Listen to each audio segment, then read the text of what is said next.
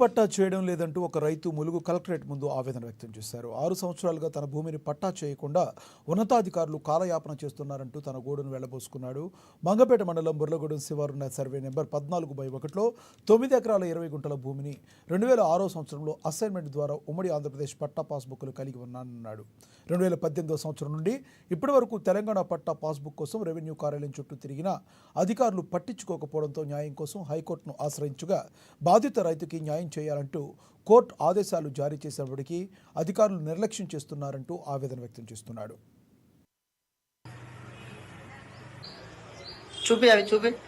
మాకు బర్లగూడెం శివారులో 9 ఎకరాల భూమి ఉన్నది. ఈ భూమికి తెలంగాణ పట్టాదారు పాస్ పుస్తకాలు రాలేదు. 2018 నుండి నేను ఇప్పటి వరకు 6 సంవత్సరాలుగా అనేక కార్యాలయాల చుట్టూ తిరుగుతున్నా గానీ నాకు ఎటువంటి న్యాయం జరగలేదు. ఈ క్రమంలో నేను 2020లో లోకాయుక్తలో కేసు వేశాను. 4 సంవత్సరాల్లో ఎటువంటి న్యాయం జరగనందున నేను ఒక 6 నెలల క్రితం జిల్లా కలెక్టర్ గారిని కలిసి నా సమస్యను వివరించినాను. వారు కోర్టు ఆర్డర్ తీసుకొచ్చుకొని మేము పనిచేస్తామని అన్నారు. నేను ఎంఆర్ఓ గారు ఇచ్చినటువంటి ప్రజావాణి లేఖ ఆధారంగా నేను హైకోర్టులో కేసు వేసినాను.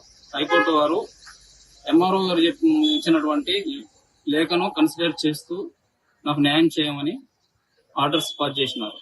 ఈ క్రమంలో పోయిన నెల డిసెంబర్ 19వ తారీఖు ఒక హియరింగ్ జరిగింది. ఆ రోజు ఎటువంటి నా రికార్డు మాత్రమే చూసినారు, వాళ్ళని ఏమీ అడగలేదు.